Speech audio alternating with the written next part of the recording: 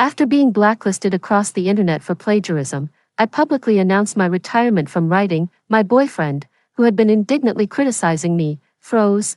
"What are you doing? Didn't you say you still have a lot of debts to pay off?" His victim of the plagiarism incident, his white moonlight, also panicked. "Vivi, you don't have to punish yourself like this. I'm willing to give you a chance to start over." I looked at the flashing camera lights below the stage. My expression unwavering. In my past life, the two of them humiliated me while secretly collaborating to steal my creative work. In the end, the words I had painstakingly written contributed to Chin Ruoruo's reputation as a genius writer. Given a second chance, I immediately deactivated the author pen name I had used for 6 years. I've had enough of squeezing into this rented apartment. It's time to go home and inherit the family fortune. As for Chin Ruoruo, let's see how you manage to complete the remaining half of the work. Ms. Meng, you keep saying you have evidence to prove you didn't plagiarize, so, where is the evidence? As your former reader, I really don't want to believe you would do such a thing. Were your previous works truly written by you? Faced with countless microphones thrust toward me, I was stunned for a moment, then my heart began to race wildly. I have been reborn. Reborn on the very day I held a press conference to prove my innocence. In my past life, my boyfriend's White Moonlight plagiarized the novel I wrote based on my own unrequited love story. On the day of the book launch, it soared to the top of the website's bestseller list, creating a sales myth for youth campus novels. After being reposted by major influencers and marketing accounts, countless netizens exclaimed that it was deeply moving. I originally intended to share my original drafts as proof. But unexpectedly, on the day of the press conference, all my files were cleared, leaving not a single trace behind. I experienced unprecedented online violence, receiving wreaths, black and white photos, and terrifying packages from all over every day. I gritted my teeth and continued creating, but in the end, I was tracked down by an overzealous anti-fan and stabbed to death with a flurry of knives. At this moment, after just a moment of hesitation, my loving boyfriend of 3 years, Xue Chen, couldn't help but launch into a passionate tirade. "Meng Weiwei, if you say Ruo is slandering you, then provide evidence. Don't make baseless accusations and throw mud at others." He glared at me angrily, yet a flicker of triumph flashed in his eyes. Of course, how could he not know what was in my folder? What he wanted was to ruin my reputation and make Chin Ruoruo the new rising star among writers. I lowered my eyes, picked up my laptop, and walked over to the projection stand. "Power on. Project the screen." The next second, under the astonished gazes of everyone, I deleted the pen name I had used for 6 years. Xue Chen and Chin Ruoruo immediately stood up. I spoke coldly. "Everyone, today I have been wronged, and all the evidence has been destroyed by those with ulterior motives, making it difficult for me to defend myself. From today onwards, this pen name is void. I am putting down my pen for good and will never set foot in the online literature circle again." After I finished speaking, I grabbed my laptop and was about to leave, but Xue Chenfei rushed over like a gust of wind, blocking my way. "What are you doing? Didn't you say you still have a lot of debts to repay? You're just going to stop writing like that? Didn't you always say that writing was your biggest dream?" Chin Ruoruo panicked as well. She walked over, her eyes brimming with tears. "Vivi, you don't have to punish yourself like this. I'm willing to give you a chance to start over." I sneered as I watched the two of them perform. The next second, Chin Ruoruo suddenly bit her lip and knelt down before me on the spot. "Vivi, I beg you, please don't leave the circle over such a small matter. Your readers will definitely not let me off the hook. I can delete all the information, pretend none of this ever happened. If you leave the circle, my guilt will be immense. I won't write anymore either." The click, click, sound of camera shutters instantly focused on her. The editor who originally belonged to me couldn't help but step forward to help her up. "What are you talking about, Ruoruo? Why are you kneeling to a plagiarist? She brought this upon herself. You just signed a top-tier contract with the company. Don't forget, there's still work to be done." I couldn't be bothered to stay and endure the attacks, so I simply left the scene, to avoid being surrounded by reporters. I deliberately took a detour and hailed a taxi from the back door to return to my rented apartment. On the way back, my Weibo notifications kept popping up. I clicked to find that 4 of the top 10 trending topics were about me. #Meng Weiwei plagiarism #Meng Weiwei Chin Ruoruo Hashtag Chin Ruoruo forced to kneel. Hashtag Chin Ruoruo's ghostwriter. Hashtag. The unscrupulous marketing accounts have denied all the works I have ever created. They have claimed that everything was plagiarized from Chin Ruoruo's ideas. Threatening Chin Ruoruo to become my ghostwriter. My Weibo comments are filled with nothing but criticism. Damn, that's disgusting. I can't believe I was a fan of a plagiarist. I watched the live press conference. Meng Weiwei was so cornered she didn't dare say a word, and in the end, she even forced Chin Ruoruo to kneel. At least you have the self-awareness to quit writing and leave the circle, or else I would have made sure you were finished. Even your own boyfriend has come forward to accuse you. Meng Weiwei, what have you done? I think she's made enough money and is running away now. I support Chin Ruoruo in taking her to court and making her face the consequences. My back-end comments are also filled with nothing but foul language. In contrast, Chin Ruoruo's Weibo followers have skyrocketed, with a flood of warm and encouraging comments below. I made a comment. Then I wish you can continue to update daily and complete the latter part. Don't let the readers down. I know, I don't have much saved drafts left. Chin Ruoruo was too impatient, worried that I would publish without finishing my stockpile of drafts, so she simply struck first, but she couldn't follow through on the foreshadowing and Easter eggs I had set up earlier. Exposing her was just a matter of time. I returned to the rental apartment, the 90 square meter space. Neither too big nor too small, was arranged by me to be warm and comfortable. On the old wall are photos pasted into the shape of a heart, photos of me and Xuechen together, but each one was secretly taken by me and developed by someone else. He never agreed to take a photo with me. He also refused to post on social media, and on anniversaries, he would resort to cold violence and disappear in advance. I've been paying for the rent and utilities all these years. And I've also covered most of the expenses for our meals, shopping, and outings. I immediately faced the pressure of paying a penalty fee and asked the landlord to terminate the lease, throw away what needs to be thrown, and pack up as quickly as possible. Just as I was busy as a bee, someone knocked on my door. I opened the door and found Xuechen and Chin Ruoruo. Vivi, are you moving? As soon as Chin Ruoruo entered the room, she insincerely grasped my hand, and I coldly pulled it away. And Xuechen looked at me coldly, the disdain in his brow unmistakable. Moving, as far as I know, her father passed away from illness long ago. All the money she's earned from writing over the years has been used to pay off the medical bills her father owed back then. She can barely afford the monthly rent of 2,000 for this place. If she moves, it'll probably only be to some shabby single-room dormitory. I looked at him expressionlessly. What do you want? Xuechen spoke with disgust.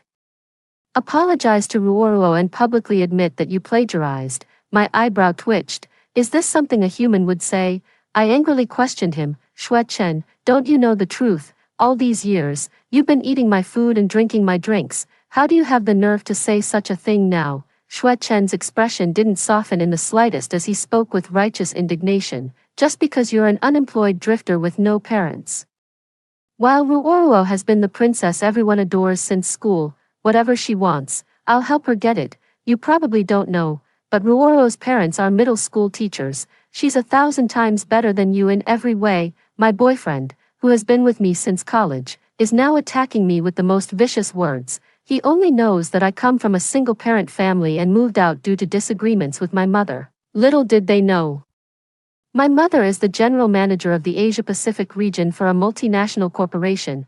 After my father passed away, he left us an inheritance worth 9 figures. It can be said that if I hadn't chosen to stay here back then to avoid inheriting the family business, I will be someone Xuechen can never reach in his entire life. Seeing that I remained silent, Xuechen thought his attack had taken effect and continued with a cold sneer. Some are born princesses, while others, no matter how hard they try, remain nothing but unseen maids. If I were you, I'd slink away right now and leave everything here for Ruoruo. What are you still standing there for? Get on Weibo and apologize to Ruoruo publicly right now, or don't blame me for being harsh. But the next second, I raised my hand and gave Xuechen a solid slap. I hit him so hard that Xuechen's face turned to the side, his eyes widened, instantly filling with red veins. Meng Weiwei, how dare you hit someone?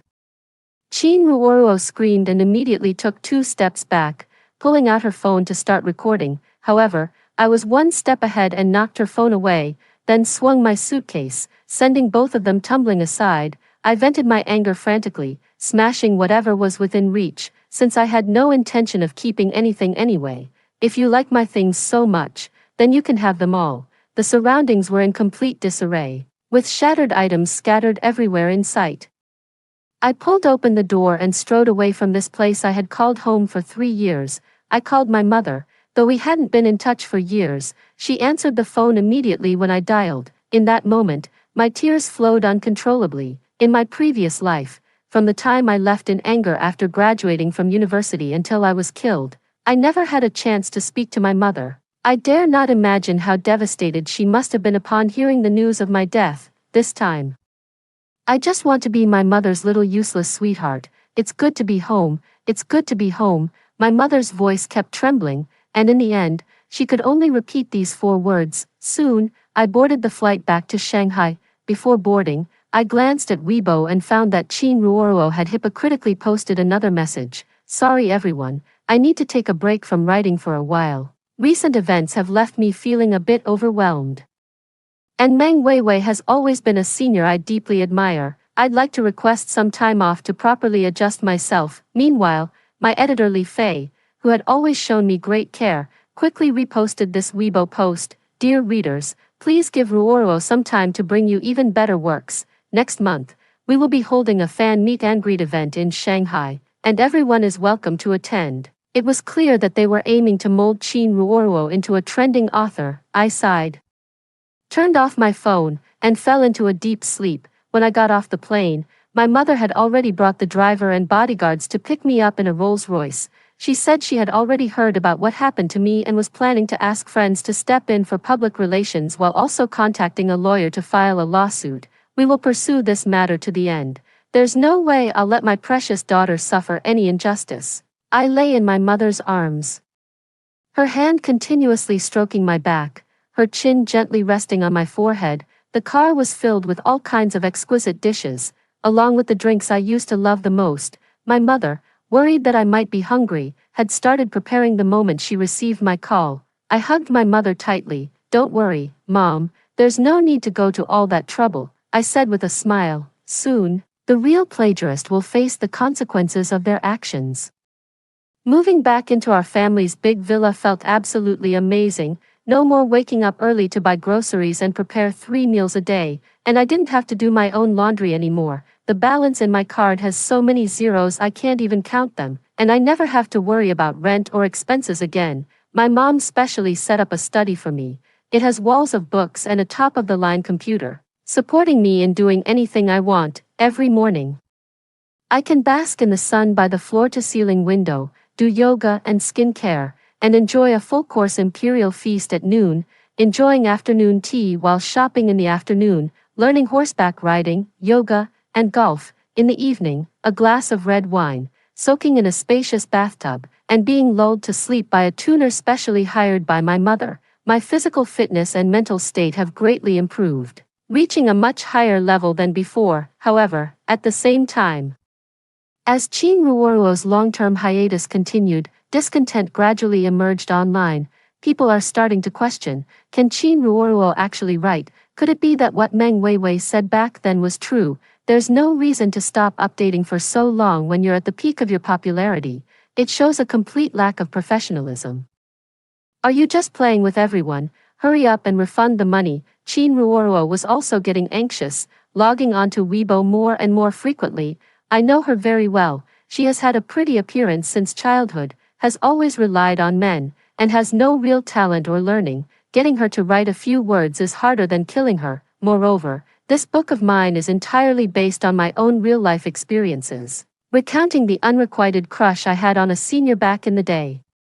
Even if Xuechen knows me well, he can only recount individual incidents to Qin Ruoruo, so Qin Ruoruo, unable to withstand the pressure, reluctantly wrote a chapter under Xuechen's guidance. The data plummeted like a cliff dive, and the flood of scathing comments quickly forced her to delete it, so she once again played the victim on Weibo, claiming she was sick and undergoing surgery, truly unable to do anything about it. But she also promised that she would deliver a work that satisfies everyone at the offline meetup. That day, while I was browsing Hermes, thinking about which bag would go with my new outfit. My editor Lee Fei suddenly messaged me, saying she wanted to meet. Vivi, I see your IP address is in Shanghai. Coincidentally, I'm here on a business trip too. Let's have a good chat. Perhaps I've misunderstood some things about you. My heart trembled. I thought I was about to be vindicated. Little did I expect that Li Fei came to me this time to persuade me to continue helping Qin Ruoruo complete her work. In the coffee shop, Li Fei glanced at the Chanel new release I was wearing and let out a light, slightly disdainful chuckle. Name your price. Wei Wei, I know your family is in a difficult situation. How much will it take for you to continue writing? Qin Ruoruo is now the golden signboard of our website. She has already generated huge profits for us. And the website is absolutely determined to protect her. In those few minutes of silence, it felt as if an entire century had passed. Your pen name has already been deactivated, and your former readers are gone. Besides, back then, you only achieved success because the website put in the effort to promote you. Li Fei pushed the coffee cup aside and leaned forward. 500,000. Enough to replace your current outfit with a genuine one. And to help you continue pursuing what you want to do. Looking at her meaningful gaze, my face completely darkened. What kind of person does Li Fei think I am, and what does she think I'm doing in Shanghai now? Fine, I forced the words out through gritted teeth. No problem, I've already outlined it. I just need 3 days to fill in the remaining 100,000 words for you. Li Fei stood up excitedly. Great, it's a deal then. I'll wait for you here in 3 days. I grabbed my bag and turned to leave. After returning home, I immediately turned on my computer and began writing based on the outline I had previously drafted in my notebook. Perhaps after the recent period of rest, my inspiration and energy are both at their peak. 3 days later, I handed her the manuscript with dark circles under my eyes. Li Fei was overjoyed. Yet she remained cautious and first reviewed the manuscript in front of me. Only after confirming there were no issues did he let out a sigh of relief, transferred the 500,000 to me on the spot, and signed a confidentiality contract with me. But Li Fei didn't know, once these drafts are uploaded to the website, the formatting won't be the same as it is now. At that time, the first character of the middle few lines will form a sentence together. Qin Ruoruo is the real plagiarist. After receiving the manuscript, Qin Ruoruo seemed to rejuvenate overnight. Even daring to directly confront her haters, she posted the word count of the document and angrily exclaimed, I will never hastily churn out a work just for the sake of traffic. What I want is a masterpiece, something I can be proud of. This domineering declaration won her even more favor. With the square uniformly filled with support, I scrolled through her comments section, and one person named, Protect Ruo for Life, stood out particularly. This user's Weibo is all about Qin Ruoruo. Inside, it records countless round-trip tickets over 3 years, and numerous carefully observed notes on the girl's preferences. From his historical profile pictures, I discovered that he is Xue Chen. Only then did I realize that when he confessed to me after graduating from college, it was just to upset Qin Ruoruo. Soon, Qin Ruoruo's reader meet and greet event arrived. She announced in advance that she would upload the remaining content of the book on the spot, allowing readers to enjoy it all at once. This is so captivating that on the day of the meet and greet, the entire hall was packed to the brim. Passers-by who didn't know what was happening might have thought a popular celebrity had arrived. Readers held up their self-made fan signs, their cheers practically reaching the heavens.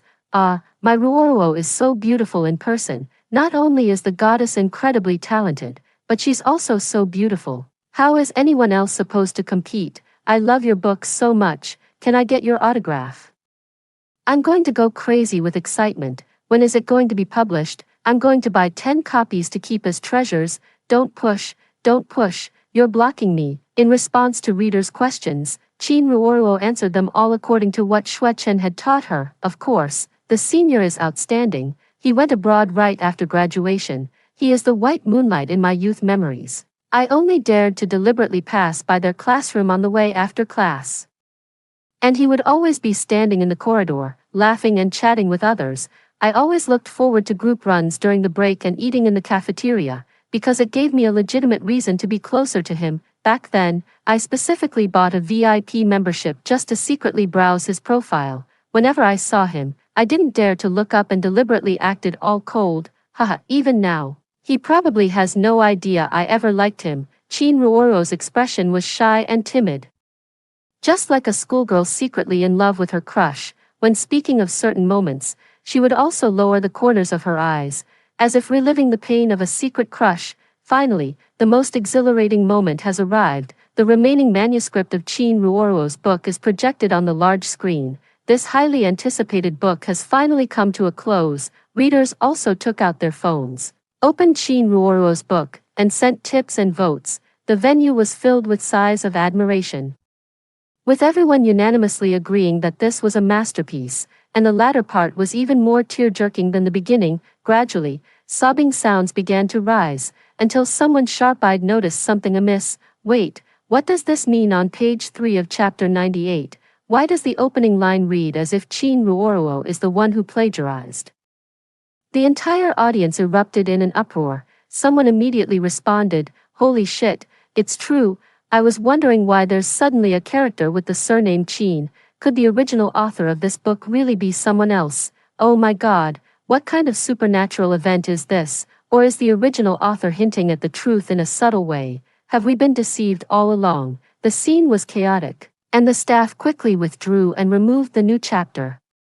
But many people had already seen it. The book fans were outraged, clamoring for Chin Ruoro to give an explanation, and she reacted quickly, immediately screaming, "This is absurd, utterly absurd, absolutely impossible. This is my original work. My manuscript has been tampered with. Who touched my computer? It definitely wasn't like this before." But immediately, a reader retorted, "Who could have touched your computer? Don't you always carry it with you? What a coincidence that it was tampered with today. If you have the guts, write an extra chapter on the spot to prove yourself. If the writing style and plot are consistent, we'll believe you. Just write it quickly. Start writing right now. Don't you always say you want to give back to your readers? Writing a side story shouldn't be too much trouble, right?" Faced with the swarm of microphones, Chin Ruoro clutched her chest. Feigning a sudden heart attack, she gasped for breath twice, then closed her eyes and fell straight backward. Now the entire venue was in complete chaos, with many book fans rushing onto the stage, demanding that the staff restore the deleted chapters. Xue Chen was also the first to rush out from the crowd, scooping her up in his arms, his eyes wide with fury as he roared for a doctor. He brushed past me as he rushed out, just as I was standing on the outermost edge. At that moment, the scene was already boiling over, with everyone rushing onto the stage to get a clear look at the words on the big screen. Chin Ruoro herself was no longer the focus of the reader's attention. "Meng Weiwei, how dare you show your face? I'm sure today's incident was all you're doing." Xue Chen's face was terrifyingly dark, and the way he looked at me was as if I were his father's murderer. "You're jealous that Ruoro has my affection, so you've always had it in for her. I know that, but your methods today are just too despicable. You simply can't stand to see the person I like doing well, and you're determined to ruin her. You bitch, just you wait. If anything happens to Ruoro today, I'll take your life." He roared at me, like a general enraged for the sake of a beauty. Just as Xue Chen was about to shove past my shoulder and rush out, I spoke up lightly as well. "Xue Chen, do you think I was with you just because I liked you?" His footsteps faltered, turning around with my whole body tensed up. "You know, the person I had a crush on went abroad right after college. The reason I agreed to your confession was, first, to heal from the heartbreak, and second," I smiled and pointed at the tip of his nose, "you have a small mole here, just like him. It's just a shame that a stand-in can never compare to the real thing." After Chin Ruoro's whole spectacle, the website originally intended to build a personal brand through this event and successfully cash in on the traffic, but it all came to nothing. Instead, they were met with overwhelming criticism and skepticism. People started digging up the past disputes between me and Chin Ruoro, calling out the website's official team. Meng Weiwei has been writing for years, with every book hitting the bestseller list. I was skeptical from the start when someone like her was accused of plagiarism, but it was your official endorsement of Chin Ruoro that made us believe it. Chin Ruoro's speech at the meet and greet was completely illogical and lacked substance. Aside from answering those questions about secret crushes, who can guarantee that it wasn't a pre-written script? I read the article she posted a while ago and quickly deleted.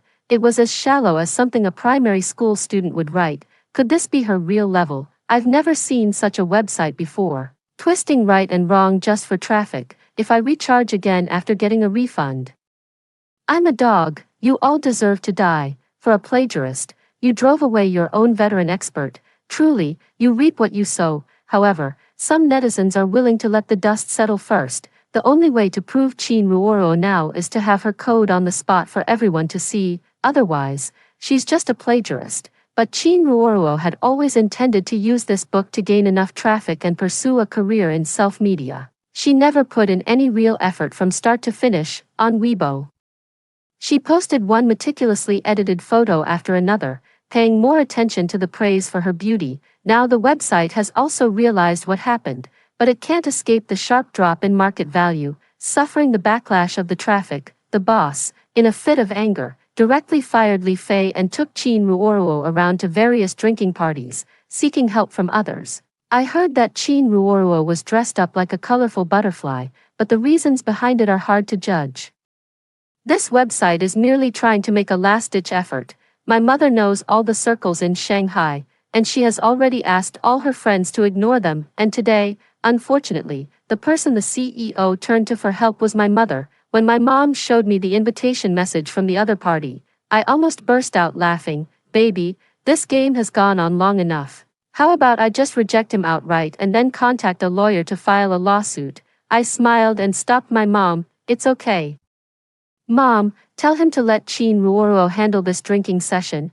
I haven't had a proper conversation with her in a long time. A few days later, Chin Ruoro appeared in the hotel lobby, dressed to the nines, with Xuechen accompanying her as her assistant. At that moment, I was feeding the small fish by the rockery in the lobby when I heard a sharp shout from afar. Meng Weiwei. Xuechen was the first to stride over, grabbing my arm firmly. Why are you so persistent, following me here again? His grip was so tight it hurt, and without hesitation, I slapped his hand away. Take your dirty hands off me. Is this place owned by you? Are you the only one allowed to be here? Meng Weiwei, do you even know this hotel costs 888 per person? Are you worthy of standing here? Chin Ruoro tore off all pretense, glaring at me with intense resentment. You're just destined to live in a rented apartment. Your boyfriend doesn't love you, and you don't deserve anything good in this lifetime. She spared no effort in attacking me, thinking these words would cause me pain, yet, I simply uttered a sentence with a light touch. Anyway, today I am here as a guest, and you, could it be that someone invited you to dinner as well? You, Chin Ruoro was instantly put in her place. Fuming, her chest heaved as she struggled to calm herself, then sneered coldly, Guest, looks like you've become some rich man's mistress since coming to Shanghai. How did someone like you get into such a high-class place? Are you kidding me? Do you even know who I'm here to meet today? Ms. Feng Zhao. If you're that clueless, go look it up online. I bet your sugar daddy isn't even worth one of Ms. Feng's fingers. Xuechen immediately joined forces with Chin Ruoro in their shared resentment. Exactly, Meng Weiwei, don't be so arrogant. When you're eventually tossed aside after being used, you'll have to face the consequences. I looked at him expressionlessly. I'm keeping track of every word Xuechen says now. Today, I'll make sure he doesn't leave here alive. What left both of them dumbfounded soon appeared. Before long, my mother walked in with a few assistants, swift and decisive. Ms. Feng, I'm Ruoro. It's such an honor to finally meet you.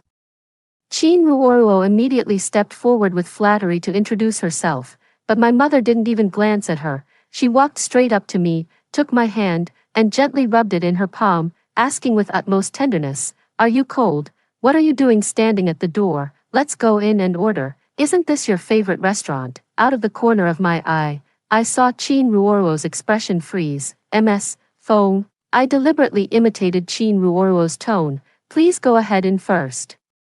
I'll be there shortly. My mother understood what I meant. She nodded and specifically arranged 2 bodyguards for me before going upstairs. What's going on here? Chin Ruoro immediately turned to Xuechen. Why does she seem so close to Feng Zhao? Could Feng Zhao be her mother? Xuechen frowned and immediately denied it. How could that be? Look at how shabby Meng Weiwei is.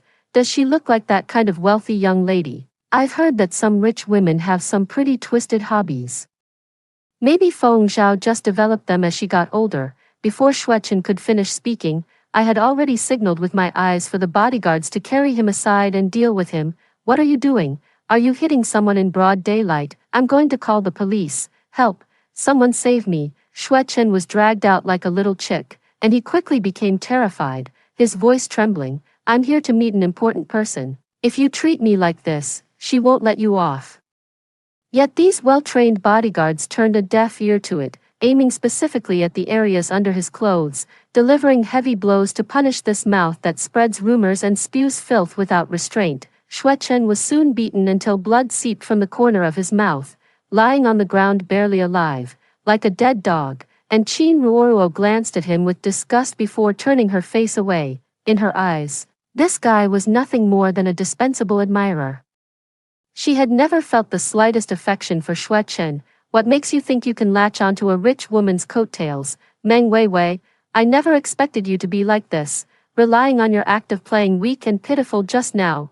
Is that it? Seeing my mom appear on the stairs about to come down, Qin Ruoruo quickly grabbed my hand and slapped herself hard across the face. Then, crying, she ran towards my mother and shouted, "Ms. Feng, please save me." This Meng Weiwei not only plagiarized my work before, but now she's threatening me and even trying to attack me. Please help me. The entire lobby echoed with Qin Ruoruo's heart-wrenching cries. With disheveled hair and a deathly pale face, she put on an extremely convincing act, enough to stir a protective instinct in anyone who saw her. However, before she could even reach my mother's hand, she was mercilessly pushed away by the bodyguards. Qin Ruoruo couldn't retract her force in time and fell to the ground in one go. Ms. Feng, I beg you to stand up for me. This Meng Weiwei is truly despicable. She is not as innocent as she appears to you. In fact, in private, shut up. My mother spoke sternly. I had never seen her wear such a terrifying expression before. She glared at Qin Ruoruo, a storm raging in her eyes. So you are Qin Ruoruo. Qin Ruoruo was so frightened that her breath hitched. But she still couldn't give up and wanted to try one more time, speaking weakly. It's me, ma'am. Please don't pay attention to the online criticism. I've been framed. My mother sneered coldly. Do you know what relationship Meng Weiwei has with me? Qin Ruoruo's expression froze. At the same time, the CEO of the website had somehow appeared at the entrance of the hotel. He had clearly rushed over in a hurry, sweating profusely. With his legs trembling uncontrollably, he stumbled in. His voice more unpleasant than crying. I'm sorry, Ms. Feng. I didn't know Weiwei was your daughter. It was all our fault for offending you. At the end of the day, the boss threatened to demand an exorbitant penalty for breach of contract, forcing Qin Ruoruo to kneel and apologize to me. Qin Ruoruo was filled with resentment, but the boss directly pressed her head to the ground. It turns out it was all your doing. You little wretch. I was wondering how Weiwei, as a veteran expert on our website, could get involved in such a mess, the boss said, his eyes darting around while gritting his teeth. You shameless thing, you can't write on your own, so you plagiarize others' work. I trusted you so much, I was such a fool, we were all played by you. The angrier he got, the more he spoke, and he grabbed Qin Ruoruo's hair and slapped her twice. Qin Ruoruo's face immediately swelled up, and she couldn't hold back anymore, bursting into tears. The boss immediately cursed, how dare you cry? You dare to do it but not own up to it. You've tarnished our website's reputation. Who would dare invest in us now? You're truly a rotten apple that spoils the whole barrel. If you don't have the skills, don't take on the task. How dare you frame and harm others? I must have been blind to have an author like you. I just watched them fight like dogs, sneering coldly. I still remember everything Li Fei did to me on behalf of the website back then. Now he wants to clear his name. That's impossible. You have the nerve to show up here. Get on Weibo right now and post an apology statement for me. The boss clearly came here well prepared. He had already drafted a message in advance, forcing Qin Ruoruo to post it on Weibo, making her admit to the fact that she plagiarized and publicly apologized to me. This Weibo post quickly went viral and topped the trending searches as soon as it was published. Netizens finally had the speculated truth confirmed, and in their grief and anger, they were filled with immense regret. We drove away a dedicated author who poured her heart into writing. The hashtags #apologize to Meng Weiwei and #welcome Meng Weiwei home began to climb steadily. The square was filled with my former book fans, tearfully reminiscing about the days when they first started following my updates.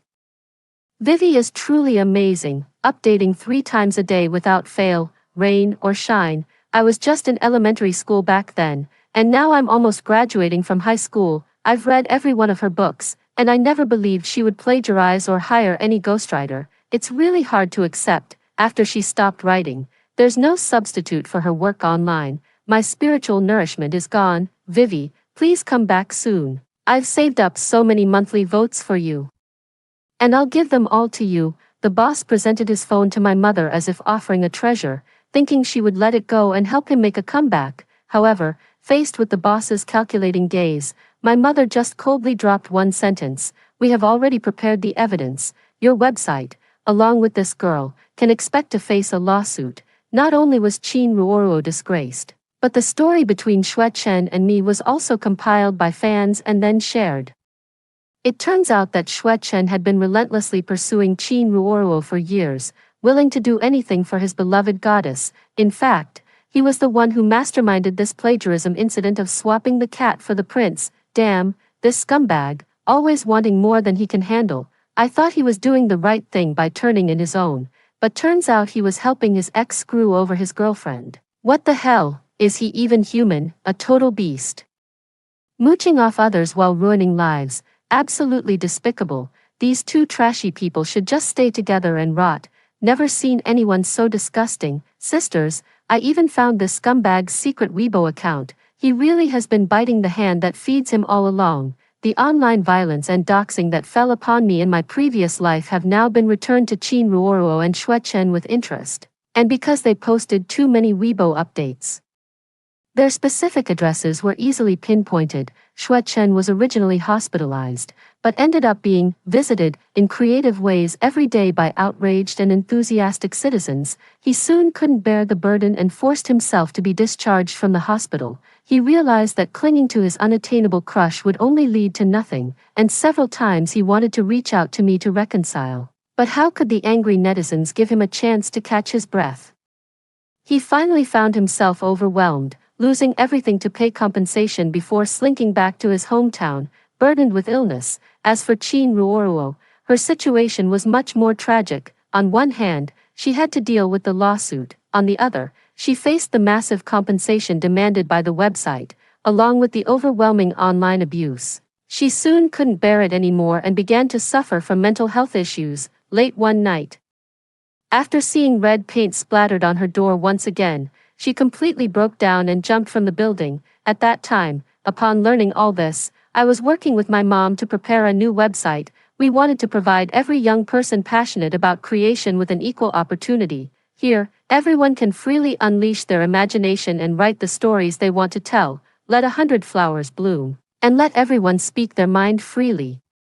I think this is what literary creation should truly be like.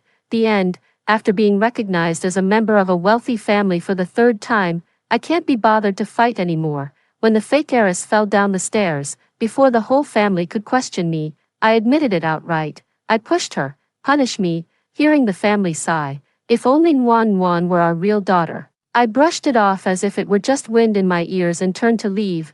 I don't fight or compete. No longer going crazy and breaking down because they favor the fake heiress. But the whole family refuses to accept it. Mom asked with red eyes, "Why do you treat me like an outsider now?" My eldest brother frowned. "Are you using this trick to force us to admit our mistake?" My second brother, who dislikes me the most, sneered. "Chin Xia, what evil scheme are you plotting again?"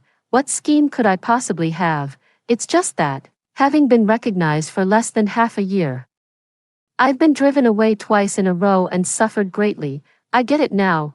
Rather than groveling and trying to please, better to firmly grasp the comfortable life before you, the best learning resources, and the connections of a wealthy family. As for the love of the Chin family, what does it even count for? This is the 3rd time I've been recognized and brought back to the Chin family. I've completely given up. Before anyone could start blaming me, I stepped forward and admitted it right after Chin Wan fell down the stairs. Yes, I pushed her. Go ahead and punish me. The first to rush out of the room, my eldest brother Qin Zheng, paused and looked at me. "Why are you punishing you? You were on the 1st floor, and Nuanyuan was on the 2nd floor. It couldn't have been you who pushed her." I suddenly understood. That's right. The days after being sent back to my adoptive parents' home were too harsh. I woke up earlier than the rooster, slept later than the dog, nearly dropped out of school, and was almost sold off to an old bachelor. Having endured much hardship, one develops a habit of being easily startled. Oh, okay, I nodded, my expression sincere and polite, just a bit of a conditioned reflex. Sorry about that. Qin Zheng was stunned, not uttering a word for a long time, nor did he scold me without question as he usually did. I thought it was because I admitted my mistake too quickly, disrupting his process of accusation, which made him somewhat displeased, so I considerately added, or would you prefer to go through the process first? Qin Zheng's brows furrowed even tighter, his lips moved slightly, but he remained silent. Seeing that he still wouldn't speak up, I shrugged and simply turned to leave. At that moment, my second brother, Qin Feng, arrived belatedly. He glanced at me, then looked at the fallen Qin Wan, and immediately flew into a rage. Qin Xia, you've just been brought back and you dare to bully Wan. He glared at me, pointing fiercely. Haven't you learned your lesson yet? Do you still want to be kicked out of the Qin family? My face turned pale. Looking at Qin Zheng, he was taken aback, turned his head away, and didn't explain for me. Following behind him, Mrs. Qin also avoided my gaze and went to help Qin Nuanyuan. I curled the corner of my mouth, looked at him, and said in a flat tone, "It's my fault. I shouldn't have stood at the stairway, blocking the light and dazzling people's eyes, causing the precious Miss Qin to misjudge the steps." Qin Feng choked for a moment, then grew even angrier. What kind of attitude is that? Go back to your room and reflect on what you've done. Father Qin's roar followed closely behind. All right, I didn't argue. Countless times in the past, I argued with reason, only to end up in a worse situation. Seeing that I wasn't crying or making a scene as I used to, Qin's mother was somewhat taken aback, looking at me as if she wanted to say something but hesitated. At that moment, Qin Nuanyuan clutched her ankle and let out a low cry. Qin's mother immediately turned around and anxiously leaned in closer. What's wrong, sweetie? Where does it hurt? Let mommy take a look. Qin Xia is really something, standing at the top of the stairs for no reason and scaring people. Doesn't she know Wan is timid? Qin's mother glanced at me and complained, "See, those who love you will love you no matter what. Those who don't love you will find countless reasons to criticize you, whether you cry and make a fuss or behave obediently." I shrugged my shoulders, stopped looking at them, and turned around to go back to my room, closed the door, locked it. I lay in bed, staring at the ceiling, listening to the cheerful laughter outside the door. I lowered my eyes. It seems I can never truly fit into this family, no matter how hysterically I fought for it, or how much I step back now. The outcome never seems to change. I pouted, then simply got up from the bed and spread out the exam papers. There's no need to force your way into a circle that doesn't accept you. Instead of wasting time on sentimental sorrows, it's better to work through a few more practice papers. Go ahead and have fun. I'll quietly outwork everyone in secret. The first time I stepped into the Qin family home, I knew right away that I didn't fit in with them. I was wearing dirty sneakers and a faded old-school uniform, my eyes filled with unease. Across from me, Qin Nuanyuan was dressed in a pink princess dress, with her two older brothers standing on either side of her like guardian angels. Seeing me, there was not a hint of joy in his eyes, especially my second brother, Qin Feng. He shielded Qin Nuanyuan behind him, his face full of wariness, as if I were a thief come to steal everything from his precious sister. At that time, I couldn't understand. I am the one who shares a blood bond with them. I am their biological sister. It should be Qin Wan who stole my life. But no one thinks that way. At least, the Qin family doesn't. Yet, Qin Wan was exceptionally outstanding. She could play the piano, perform ballet, and her academic performance was decent. Who wouldn't like an outstanding child? The Qin family was naturally no exception. The dinner table was always filled with the Qin family's praise for her. Wan won first prize in the dance competition. Wan was invited to perform on the piano again. Wan ranked in the top 300 in the last monthly exam. That's amazing. No one paid attention to me, the ugly duckling. Even Qin's mother, who was the most excited when she first saw me, was the same. She would instinctively serve Qin Nuanyuan first. She would smile especially tenderly when Qin Nuanyuan acted coquettishly. I habitually choose the colors Chin Wan Wan likes when shopping. I suddenly realized that I might find it hard to compare to Chin Wan Wan. We grew up in different environments, and the resources we have are worlds apart. I don't have any particular talents. The only thing I could be proud of was my academic performance. So I put all my effort into adapting to the new school's teaching methods. During that period, I slept only 3 hours a day. Finally, in the final exams, I ranked among the top 10 in my grade.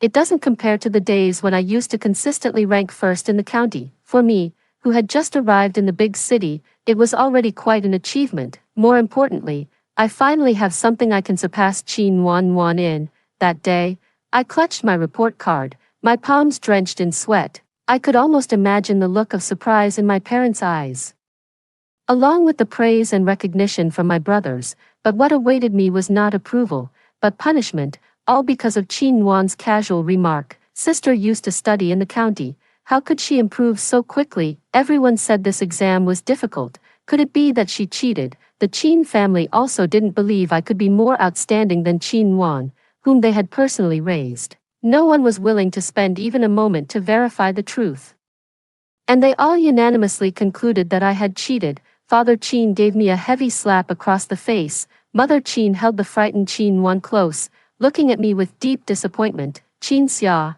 it's okay if your grades aren't good, but our Chin family absolutely cannot have a child who cheats. That was the first time I was driven away, because of misconduct and opportunism. The second time I was taken back to the Chin family, I learned to keep my mouth shut. Until the family recognition banquet, I was falsely accused by Chin Nuanyuan of stealing her necklace. I presented solid evidence on the spot to prove my innocence. I thought I had won. At least I didn't bring shame to the Chin family because of me. But Mr. Chin called me into his study, and his first words were, "Do you know how much you embarrassed the Chin family today?" I stared at him blankly. Even if Nguyen Nguyen accidentally wronged you, couldn't you have resolved it privately? Did you have to make a scene in front of all the guests? Mr. Chin rubbed his temples wearily, but it was clearly Chin Nguyen Nguyen who did it on purpose. I stammered. Chin's mother slapped me in frustration. Chin Xia, why must you compete with Nguyen Nguyen in everything? At that moment, my lips trembled slightly. Am I just supposed to sit there and let everyone confirm the accusation of being a thief? They silently watch me. That look wasn't guilt or heartache, but disappointment. So I was expelled for the second time, because I didn't know how to yield, without considering the overall situation. The next morning, I walked out the door with my backpack on. Right outside, Qin Zheng's car was parked. He and Qin Feng were already sitting inside. The next second, Qin Nuanyuan ran past me from behind, pulled open the car door, and jumped in. I instinctively stopped in my tracks. As usual, Qin Zheng's car was specifically used to send Qin Wan Wan, while I was taken to school by the driver, but Qin Zheng never started the car. I could feel his gaze falling on me through the car window. I kept my eyes down, adjusting the straps of my backpack, pretending not to notice. Big brother, aren't we leaving yet? I'm going to be late, Qin Wan Wan urged impatiently. Big brother grunted in response, then suddenly said to me, aren't you getting in the car? I looked up and met his gaze. Glancing at Qin Wan Wan's pouting expression, I shook my head. No, I'll just wait for the driver. When I first came back, I did ride in Qin Zheng's car, but that very night, Qin Wan Wan developed a rash, a bacterial allergy. She didn't say it outright, but her look, along with the thoughtful expressions of the Qin family, made it clear enough to me. They think I'm dirty. Qin Zheng fell silent for a moment, then said, get in the car. The driver is on leave. I was taken aback. On leave, but no one told me. Looking up, I saw the suppressed smiles on Qin Feng and Qin Wan Wan's faces. Clearly, they had known all along. A bitter feeling welled up inside me. It seems I'm always the last to know about the Qin family's affairs. Thankfully, I'm used to it by now. Actually, I'd like to take the bus too. It's good exercise. I smiled. Qin Zheng frowned, wanting to say more. Qin Feng, sitting in the passenger seat, sneered, big brother. This poor thing has been used to hardship since she was a kid. Don't bother sympathizing with her here. Just let her be. Hurry up. Nguyen Nguyen has a performance this morning. Qin Zheng pursed his lips and withdrew his gaze. The black car drove away. Big brother, you shouldn't have wasted your kindness on that ungrateful person. The wind carried Qin Feng's complaints and the malicious laughter mocking me. Walk down the mountain. It takes over half an hour to get from our house to the bus stop. That country bumpkin will be exhausted to death. Ha ha ha, I was speechless. I turned around and went to the garage to push out the old bicycle that had come with me to the Qin family. I'm not stupid, can't you ride a bike down the mountain? Standing at the classroom door again, I couldn't help but hesitate. I haven't gone in yet. Someone noticed me first. Oh, look who's back, our top student. I thought you'd been kicked out for good this time. The one who spoke was the young master of the Zhou family, Zhou Jin, who whistled at me with a cheeky grin. Lin Xiangyan beside him immediately elbowed him, comforting me. Ignore him, a dog's mouth can't spit out ivory. Lin Xiangyan is the daughter of a jewelry tycoon, delicate in appearance yet straightforward in character. Qin Xia, seriously, why don't you just come to my house and be the real heiress instead? My mom happens to want to give me a little sister. She lowered her voice, curling her lips in disdain. That fake heiress, the green tea girl in your family, TSK, I really don't even want to talk about her. And those people in your Qin family, do they all have holes in their heads? Her family's businesses are spread across the country and abroad, no less impressive than the Qin families, so she speaks without restraint. I smiled and didn't respond. Hey, Qin Xia, are you still taking homework writing jobs? I'm a regular customer, so prioritize me, okay?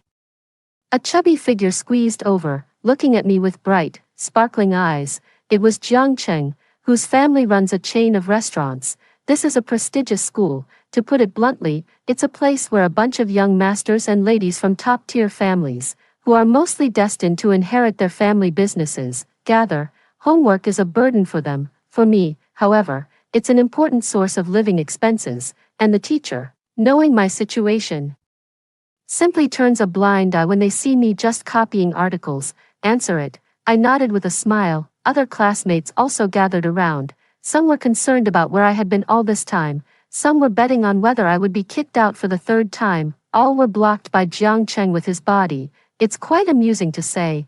I actually find these spoiled and willful rich kids much simpler than the Qin family. Their likes and dislikes are all laid out on the surface, without so many convoluted little schemes. Among them, Jiang Cheng was especially good to me. When my meal card ran out of money, I would hide in the classroom at noon, drinking cold water to fill my stomach. Without a word, she would drag me to the cafeteria. She ordered a full table of food. Later, I even asked the family nanny to prepare an extra lunch to bring over. I was filled with gratitude. I asked her why she was so good to me. At that time, she stroked her chin and said thoughtfully, perhaps it's because deep down, I have a heart that yearns to uphold justice. Just like when you see a skinny stray cat or dog on the street, you can't help but want to give it a bite to eat. She paused, then grinned widely. And my goal is to turn all the skinny people around me into chubby ones. Plumpness is the future mainstream aesthetic. Qin Xia, do you understand?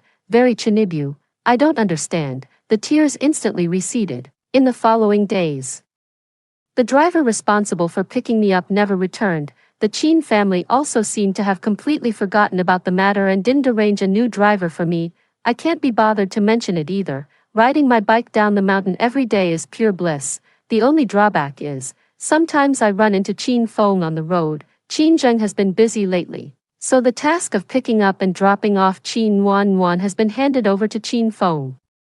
Ever since Qin Feng found out that I ride my bike down the mountain, his expression has been particularly unpleasant. Every time he sees me on the road, he always deliberately speeds up, leaving me choking on exhaust fumes. Country bumpkin, ride faster. If you go any slower, you'll be late. This time, Qin Feng shouted at me again. Qin Wan giggled from the passenger seat. I chuckled too. Taking advantage of the moment, he accelerated to overtake. I raised my hand and splashed the mineral water into the wide-open car window. Qin Xia, you damn. The remaining half bottle was also splashed in. Qin Feng's furious curses and Qin Wan's screams instantly echoed through the entire street. At least that kept that idiot quiet for a while. That day, I had just stepped out of the school gate, when I saw Qin Zheng's car parked not far away. I was about to avoid it when Qin Wan suddenly caught up to me, giggling and saying, "Sis, you're about to get kicked out by my parents again. How many times is this now?" the third, the fourth. Haha, how can you be so unlikable? I stopped in my tracks and turned to look at her coldly. What? Qin Wanwan still smiled without saying a word, hopping and skipping into the car. I frowned and looked over, only to meet Qin Zheng's gaze. Qin Xia, he called out to me. I quickly averted my eyes. I lowered my head and hurried toward the bus stop, out of the corner of my eye. I caught Qin Zheng's expression darkening instantly. All the way, I kept pondering Qin Wanwan's cryptic, out-of-nowhere remark. I couldn't make heads or tails of it, so I simply stopped thinking about it. Who knows what's gotten into her? Since I came back, she's been making sarcastic remarks behind the Qin family's back. But I haven't let her get the better of me. I was inwardly sneering. Then I saw Qin Zheng standing at the entrance of the house. As soon as I appeared, his gaze fixed on me. I was a bit surprised. Is he waiting for me? Thinking this, I voiced the question aloud. As a result, Qin Zheng just stood there, not responding for a long time. I didn't want to make things awkward, so I quietly walked around him. He suddenly stubbed out his cigarette and spoke abruptly. Qin Xia, stop wearing that sour face all the time.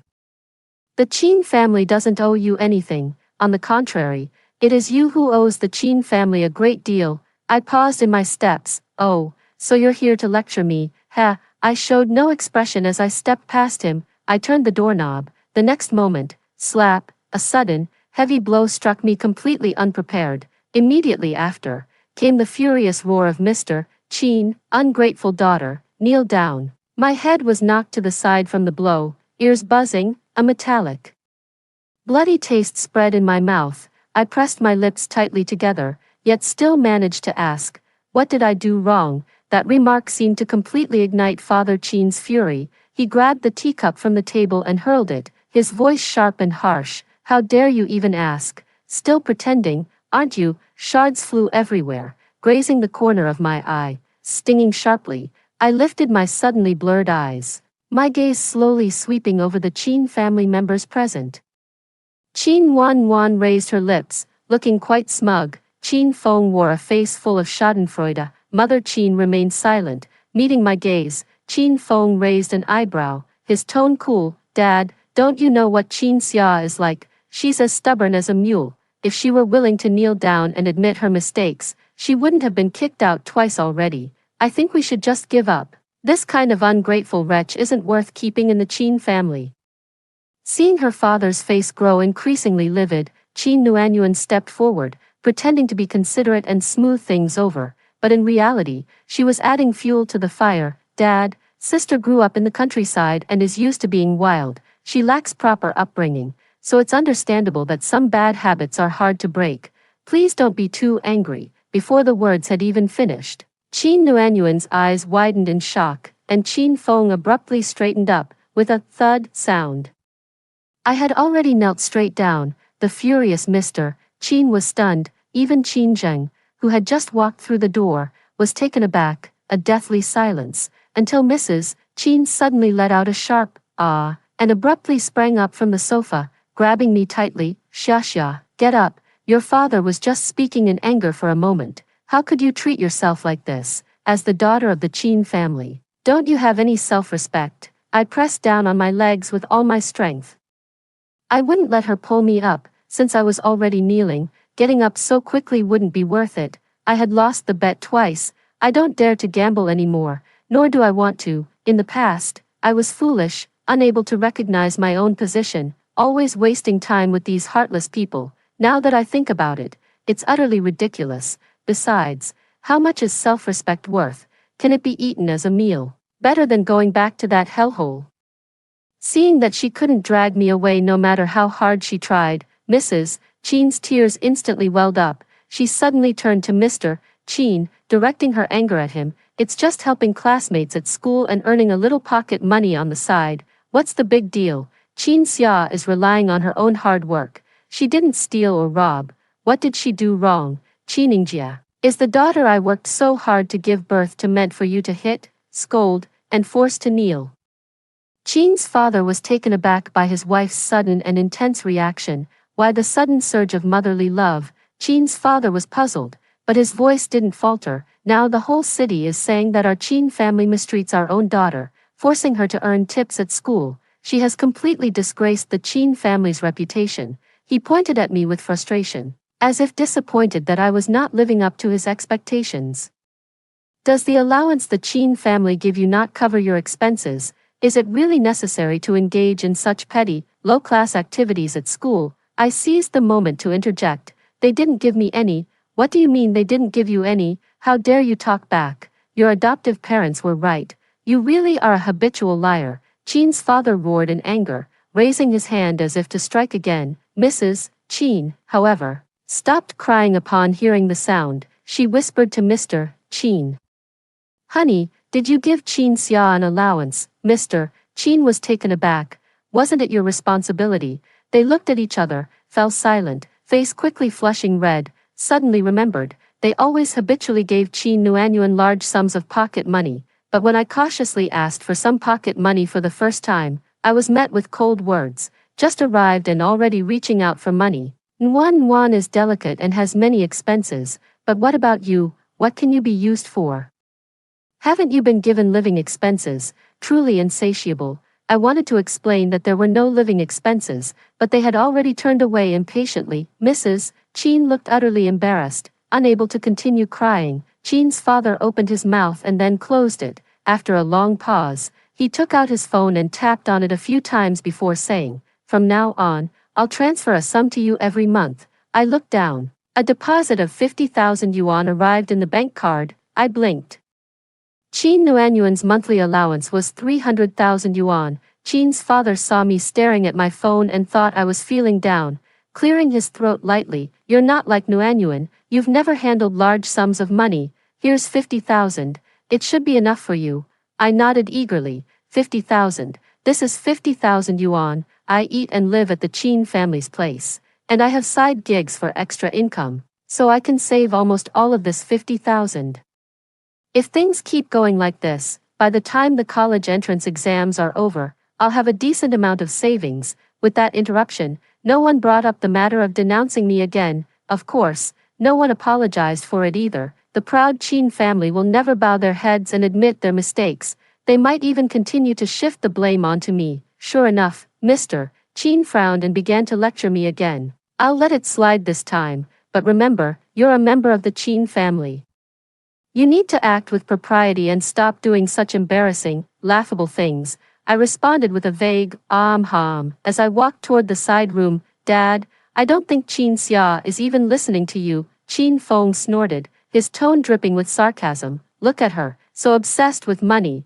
It's that ingrained stinginess that even marrying into a wealthy family can't wash away. Qin Nuanu gently tugged at Qin Feng's sleeve. Second brother, that's just how sister is.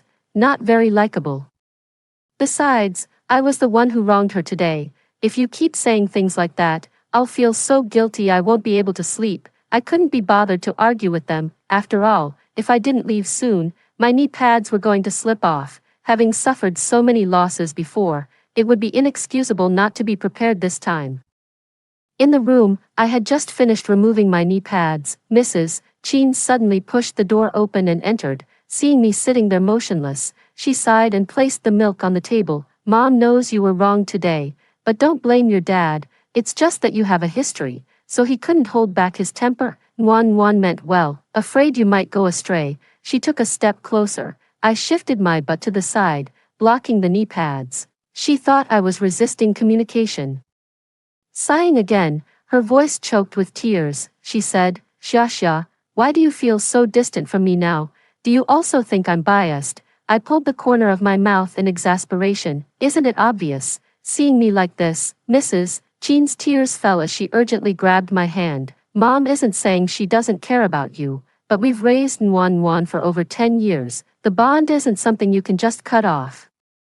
You know your adoptive parents aren't good people. Should we really send her back to suffer? I froze, clenching my fingers tightly. Do you know those two aren't good people? Qin's mother was taken aback for a moment and blurted out, of course, otherwise, why would we have kept Nuan here? She sneered disdainfully. What kind of good could come from a child raised in that kind of family? Nuan would suffer greatly if she went back. I was stunned and wanted to ask.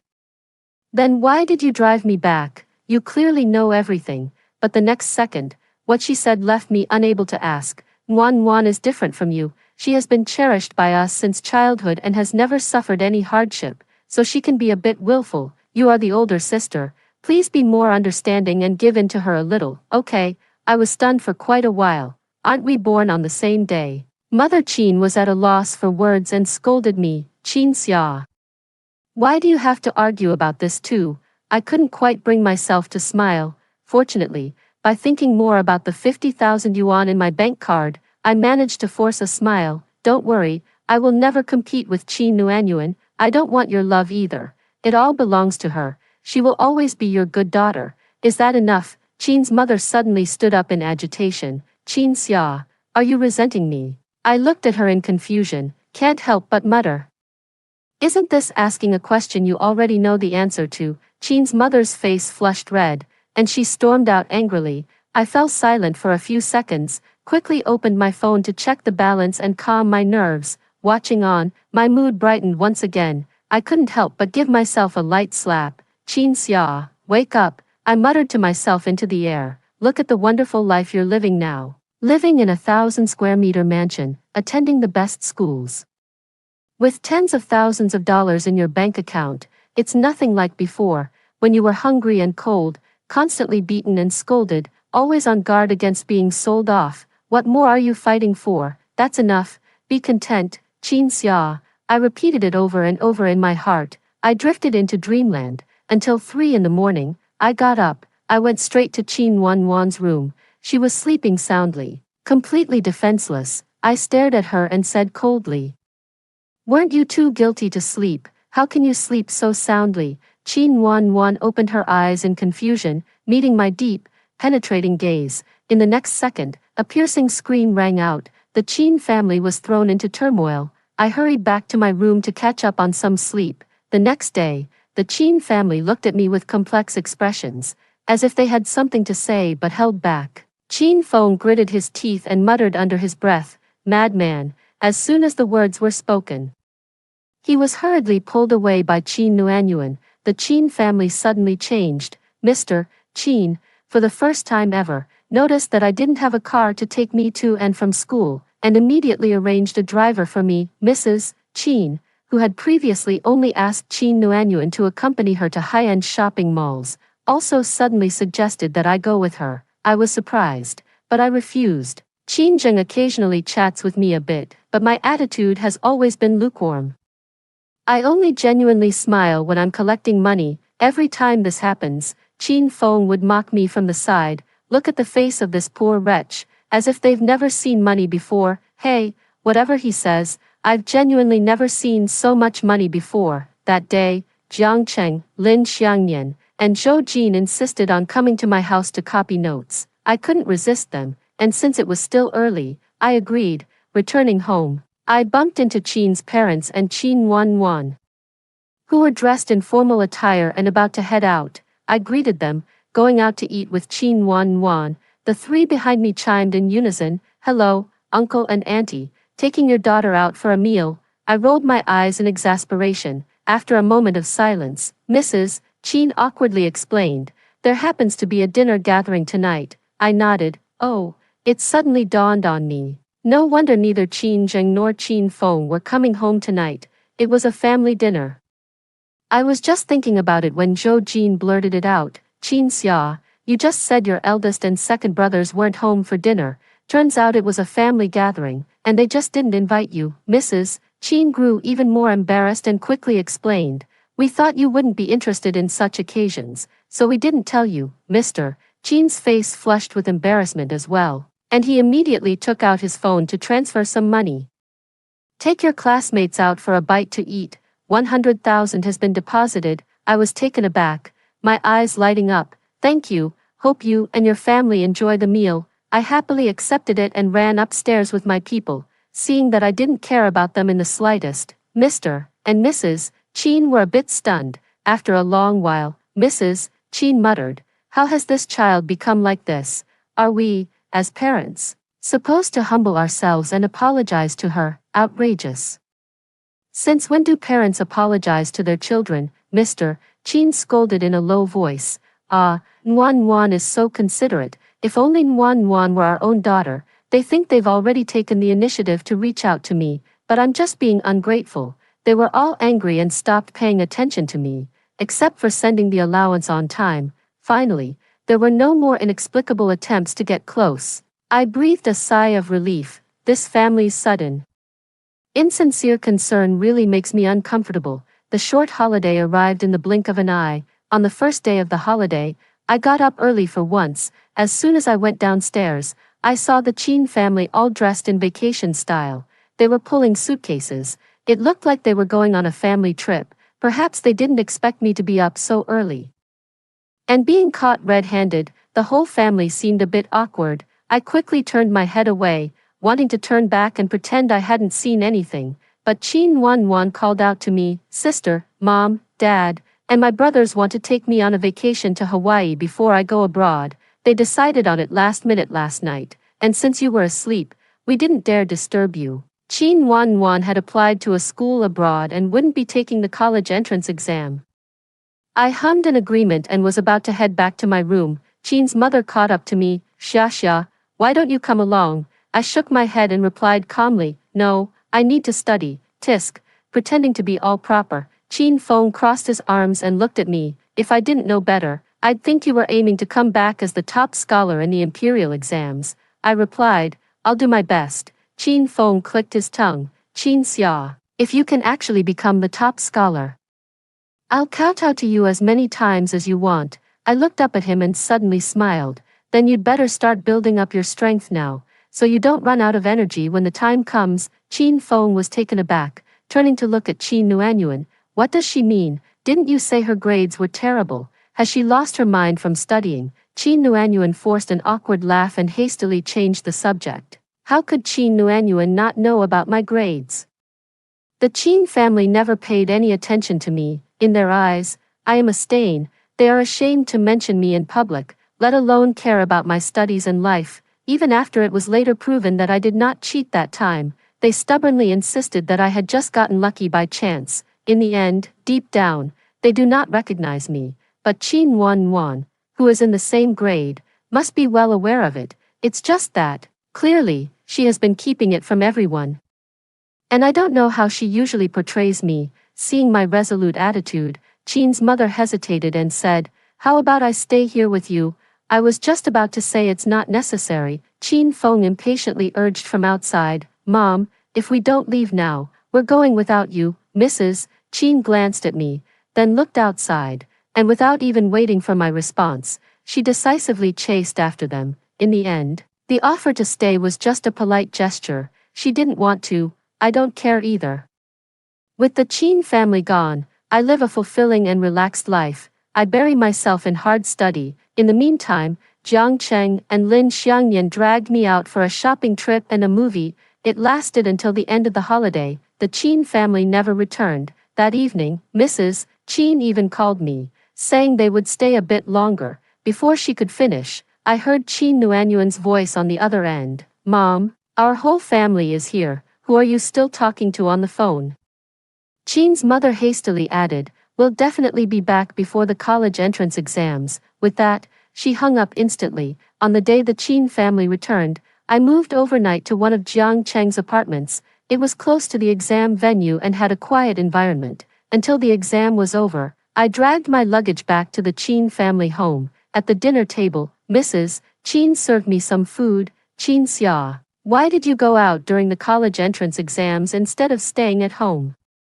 You didn't even ask your brother to pick you up or drop you off, and you didn't even call. You're such a kid, really. Sounds like you really care about me." But they never actually came to find me. Those days, my phone was as quiet as if it were broken. "You're being too loud," I replied calmly. Chin's father frowned and retorted, "What does that have to do with you not living at home? You're not taking the exam at home anyway." Before the college entrance exam, what's most needed is a quiet environment to settle down. I looked at him and said calmly, "None of you have taken the college entrance exam, so it's normal that you wouldn't know." The Chin family, Mr. Chin, is quite fond of the idea of gilding with an overseas education, so both Chin Zhang and Chin Fong studied abroad, and now Chin Wan is doing the same, but he never stops to think, can the gilding from a third-rate university really compare to that from an Ivy League school? Qin Feng snorted, trying to regain his footing. I bet her grades were so poor she was too ashamed to show her face, so she sneaked off to take the exam and be done with it. Qin Zheng frowned. Forget it, let's not talk about it anymore. I buried my head in my meal, can't be bothered with them. After the college entrance exams ended, Jiang Cheng, Lin Xiangnian, and Zhou Jin insisted on dragging me along for a graduation trip. As we were heading out, we ran into Qin Feng, seeing me with my suitcase. He immediately sneered, "You won't go on a family trip, but you're eager to hang out with outsiders. Do we mean less to you than your friends outside?" Upon hearing this, Qin's mother and Qin Zheng both looked at me disapprovingly. "You have such a sharp tongue, no wonder you can't make friends. Naturally, you wouldn't know that friendships require genuine effort to maintain." I grinned and added, "Besides, you really don't compare to my friends," ignoring Qin Feng's furious outburst. I simply turned and walked away. After a wild outing, I returned home. The results were also out. I was the top scorer in the college entrance examination. When the call reached Father Qin, he was first shocked, then overjoyed, rushing home from the company with a beaming face, eager to give an interview to the reporter. Unfortunately, I had already taken the homeroom teacher to finish the interview at school earlier. He couldn't even catch a glimpse of the reporter. Father Qin was somewhat disappointed, but still excited, looking at me with great satisfaction. Truly a child of the Qin family, nothing less than expected. Qin's mother was also moved to the point of tears. All right, all right, all right. Qin Zheng also nodded. Indeed, only Qin Feng clicked his tongue in displeasure. After the initial joy, Qin's father suddenly turned to the uneasy Qin Nuanyuan. "Nuanyuan, why did you always say your sister had poor grades, making your mother and I misunderstand? Otherwise, we wouldn't have gone on a trip and missed such an important event as the college entrance exam." Qin Nuanyuan's face turned pale as she clutched the hem of her clothes. "Dad, I've been busy preparing applications for schools abroad and haven't paid much attention to what's happening at school. When others said my sister's grades were poor, I believed them. Maybe it's because my sister's personality is a bit aloof and not very likable. So others deliberately spread rumors to drive a wedge between us." I rolled my eyes directly. "All day long, it's unpleasant, unpleasant." Qin Wan, "Besides gossiping and playing the victim, is there anything else you can do with that mouth of yours? The results are posted so prominently on the bulletin board. Are you completely blind? Or are you just selectively ignoring them?" Qin Wan's eyes reddened, and Qin Feng immediately jumped in. "Qin Xia, don't go too far. Wan is just too naive, which is why she easily trusts others and gets used as a pawn. Don't think that just because you're the top scorer, you can be so aggressive." I rolled my eyes again, even more dramatically. "Who's really being used as a pawn here, since you're so eager? Are you ready to kneel and kowtow?" He immediately fell silent. "Heh. Come on, don't tell me someone's going back on their word," I teased. "You," interrupted by Father Qin. "All right, stop arguing. The wealthy family lacks nothing, but a top scorer in the college entrance exam is still a rare sight." Father Qin, who has always valued his reputation, immediately decided to host a grand celebration banquet, aiming to make a big splash. To that end, he asked me how I wanted to organize the banquet, saying he would follow my lead entirely, as this was my reward. I asked if I could get something more substantial. He thought for a moment and, for the first time ever, gave me 3% of the shares. When Qin Wan found out, she was so angry her nose practically twisted. After all, she didn't have any. She was giving me some really nasty looks those few days. During the preparations for the banquet, I caught her sneaking phone calls in her room several times. Whenever I bumped into her, she would give me a sinister smile. I gave a slight, wry smile. Clearly up to no good. Sure enough, on the day of the banquet, Qin Wan made her move. At the banquet, Mr. Qin had just finished speaking, when it was my turn to take the stage. Suddenly, a commotion erupted outside the door as a plainly dressed middle-aged couple barged in, dragging along a plump man with vacant eyes. They were my adoptive parents, Chen Gang and Zhang Ling. Zhang Ling scanned the room, her gaze locking onto me on the stage. She pushed the foolish man forward and suddenly wailed at the top of her lungs, "Qin Xia, ever since you married into a wealthy family, you've only cared about your own comfort. completely forgetting about me, your father, and your husband, my poor son-in-law. He paid the bride price, held the wedding, and even slept with you, yet his wife ran away. Everyone was stunned by her words. The fool grinned, reaching out to grab me. Wife. My wife. I quickly hid behind Chin Feng. That fool then clung to Chin Feng, smearing him with dirty saliva and snot. What the hell? Chin Feng was stunned for a moment, and after realizing what happened, he instantly went crazy. Where are the security guards?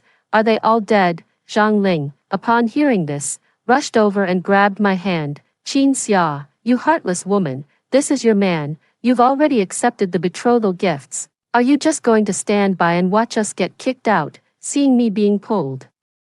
Qin's mother tried to intervene, but her strength was no match for someone who worked in the fields. She was shoved aside and fell to the ground in a sorry state. Mrs. Qin was utterly dumbfounded. Mr. Qin trembled with rage, pointing at Chen Gang and the others. A bunch of troublemakers. Security, get them out of here. Security guards swarmed in. For a moment, the scene descended into utter chaos. Caught by the security guard, Zhang Ling still refused to give up, shrieking. Does being the top scorer in the college entrance exam mean you can be ungrateful? Everyone, come and judge for yourselves. Even if we're not her biological parents, we worked hard to raise her. Now that she's successful, she won't acknowledge us and even has people lay hands on us. We just want to seek justice for my son-in-law. What did we do wrong? Upon hearing this, the surrounding guests wore varied expressions. Discussions erupted one after another. Qin Feng's face was livid. And he gritted his teeth, saying, Dad, I told you long ago to drive her away. She's nothing but an ungrateful wretch. Now the Qin family's reputation has been tarnished by her. Who would dare marry a daughter of the Qin family in the future? How will Nguyen Nguyen ever get married? Qin Nguyen Nguyen stood nearby, her eyes red and teary. I never expected my sister to do something so shameful. Qin father's expression was dark and gloomy. Qin Zheng frowned at me. Qin Xia, if you really did it, just admit it, don't make things difficult for us. Zhang Ling immediately chimed in. Everyone in our village can testify. Amidst a chorus of accusations, I chuckled, looking at my smug foster parents in front of me. You're saying I married him? I pointed at the fool who was still trying to cling to Qin Feng. Chen Gang's eyes flickered. Of course. Oh, I said slowly. If I remember correctly, I just turned 18 last month, when you accepted the bride price and married me off. I was still a minor. Chen Gang stiffened his neck. Isn't that normal? Which girl in the village isn't like that? Legally ignorant. I turned to everyone present and declared firmly, according to the law, placing a minor in a de facto marriage under the guise of a bride price is equivalent to the crime of trafficking. It carries a sentence of 5 years or more in prison, and in particularly severe cases, the death penalty. I looked at them, my voice calm. So, you sold me when I was still a minor. Is that right? Zhang Ling panicked and instinctively retorted, No, what was it not? I stepped closer. Did you not sell me off, or did you not marry me off, or are you here today specifically to spread rumors about me? Were you instructed to do so? My gaze sweeps over my pale-faced adoptive parents. By the way, a reminder, the sentencing for defamation and human trafficking differs greatly. Think carefully before you speak. With so many distinguished guests here today, including some of the top lawyers in the industry, every word you say could become evidence. My adoptive parents grow even paler, their eyes darting nervously through the crowd. Suddenly, the adoptive father, as if grasping at a life-saving straw, raised his hand and pointed in a direction, shouting loudly, It's her, she was the one who ordered it. All eyes turned. Following the direction of his finger, they saw Qin Nuanyuan, who was nestled beside Mrs. Qin. Before you were taken back, she secretly came to see us. She gave us a lot of money, in an effort to clear himself of the charges. Chen Gang spilled everything like pouring out beans. She told us to say as many bad things about you as possible in front of the Qin family, that you were disobedient, a habitual liar, and had sticky fingers. The worse we made you sound, the more money she gave us. Later, when you were sent back, she even said the Qin family didn't want you anymore and told us to marry you off as soon as possible. That fool was also the one she picked for you. Arya, Nguyen Nguyen, say something. We're your biological parents. Are you really going to watch us go to jail? He rushed over to grab Qin Nguyen Nguyen, pushed away by Qin Wanwan's scream. Disgusting, don't touch me, I'm not your daughter, I'm the heiress of the Qin family. Ah, bastard. Before Qin Wanwan could finish her sentence, she was slapped hard by her father. Dad, why are you hitting Wanwan? Qin Feng instinctively shielded Qin Wanwan. How can you just believe the one-sided words of two poor devils? Maybe they're in cahoots with Qin Xia. That fool. Slap. Another slap landed on Qin Feng's face. Qin's father was furious. Shut up.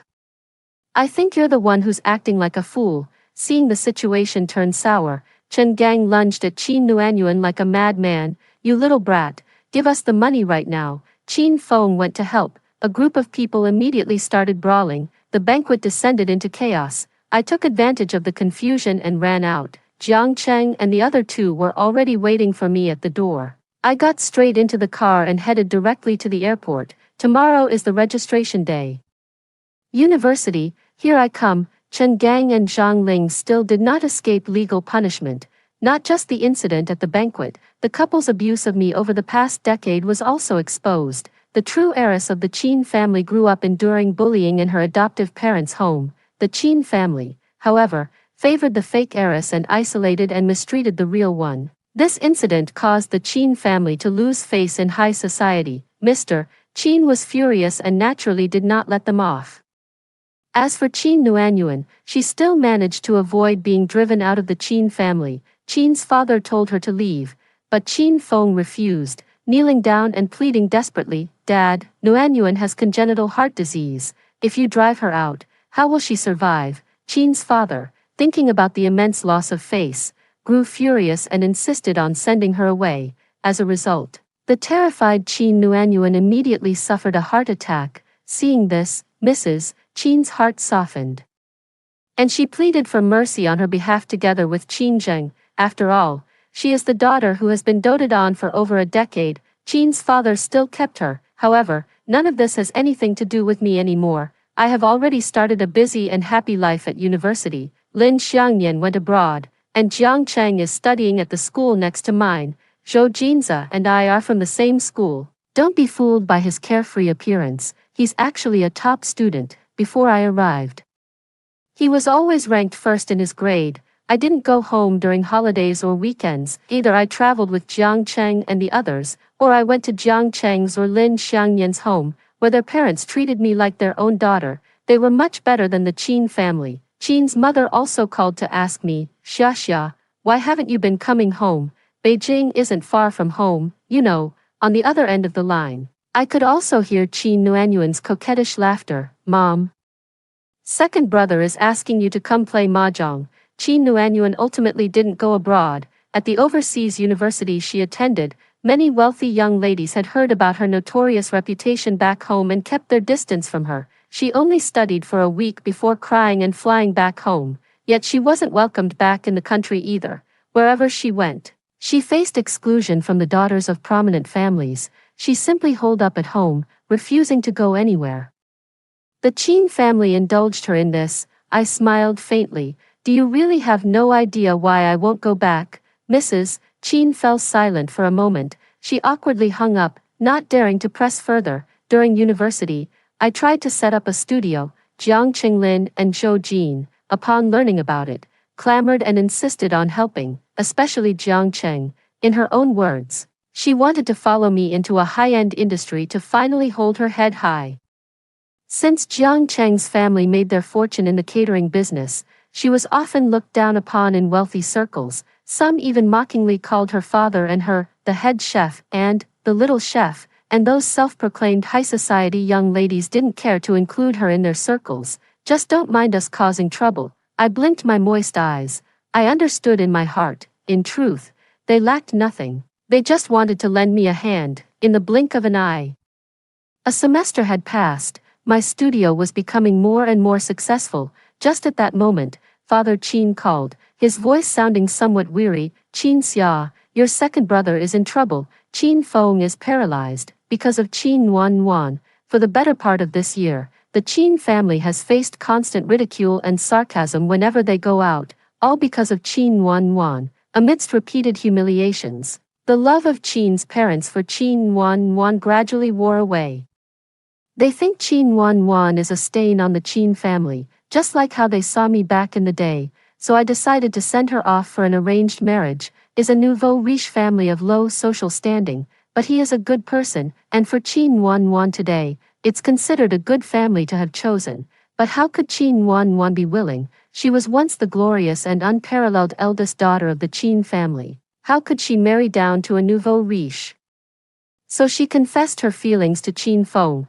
She was convinced that Qin Feng's unwavering support for her stemmed from feelings that went beyond sibling affection. As a result, the confession scene was witnessed by the entire family. Qin's mother was instantly enraged and slapped her hard across the face. Because of this, the Qin family accelerated the process of the arranged marriage. Qin Wan Wan never imagined that Qin Feng truly only had brotherly feelings for her. After this incident, every member of the Qin family treated Qin Wan Wan with cold disdain. Filled with resentment, she completely turned to the dark side. She even sneaked into her father's study, stole the core documents of the Qin family, and planned to sell them to their rivals. Unexpectedly, it was discovered by Qin Feng. During the argument, Qin Nuanyuan ran away with the USB drive. Qin Feng went after her. Not only did I fail to catch up, but I was also hit by a car. Paralyzed, I still went back to Haicheng.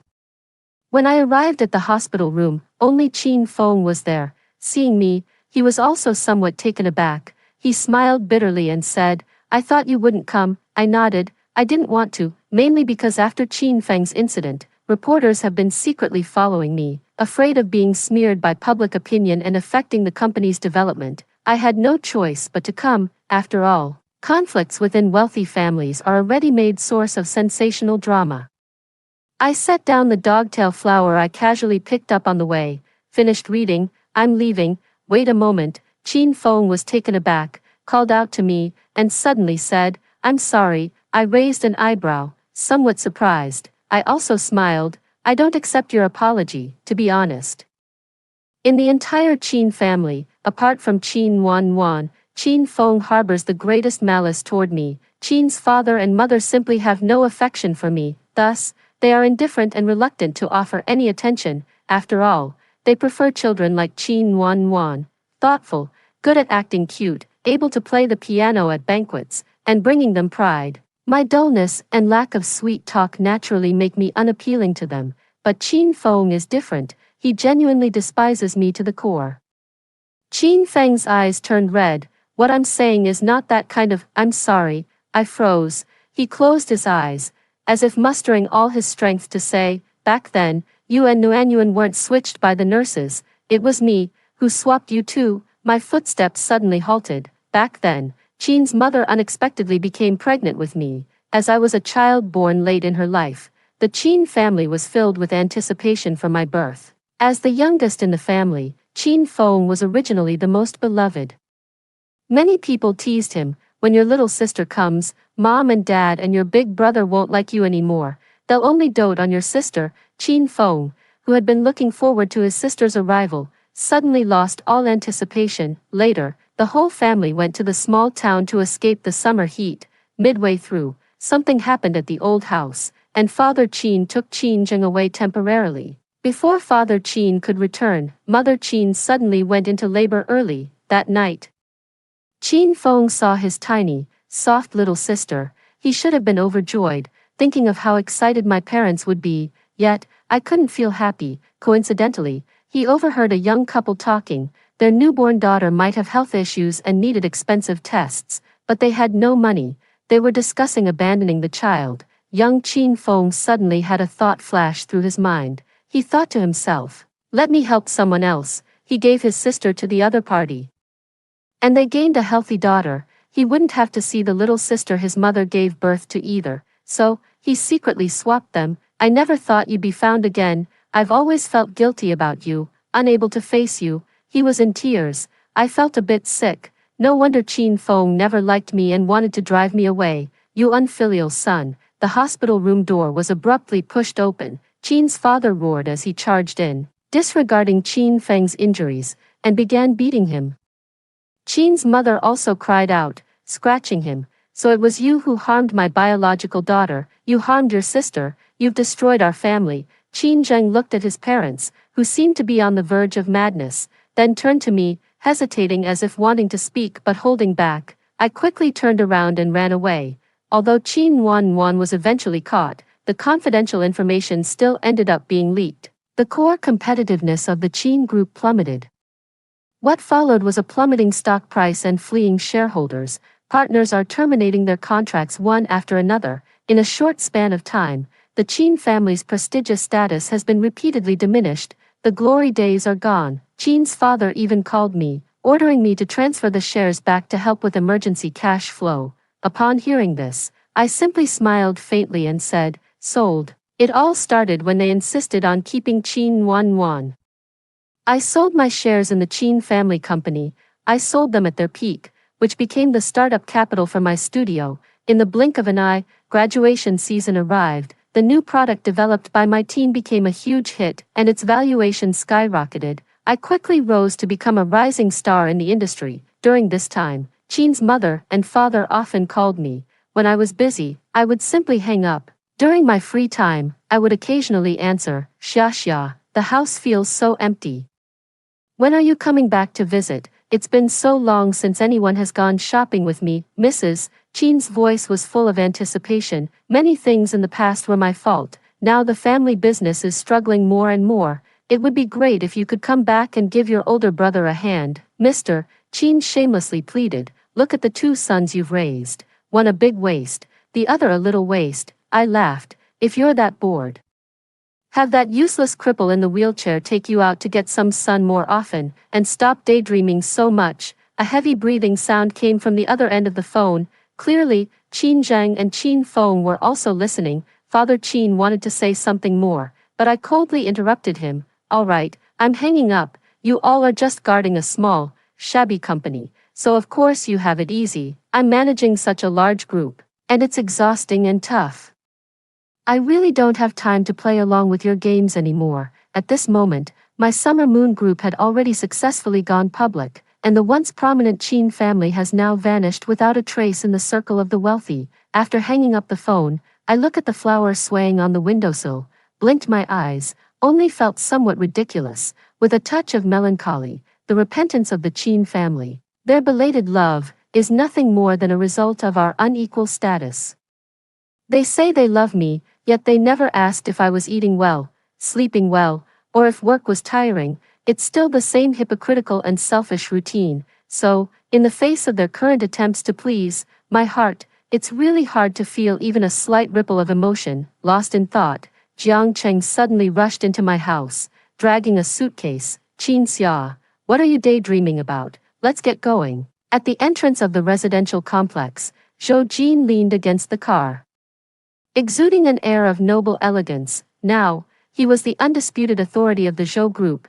He looked at me, smiling carelessly. "Don't even think about skipping our annual trip." Lin Xiangyan came running over, carrying bags big and small. "Qin Xia, I brought your favorite snacks." I smiled, and went to greet her. Actually, the Qin family still taught me one lesson.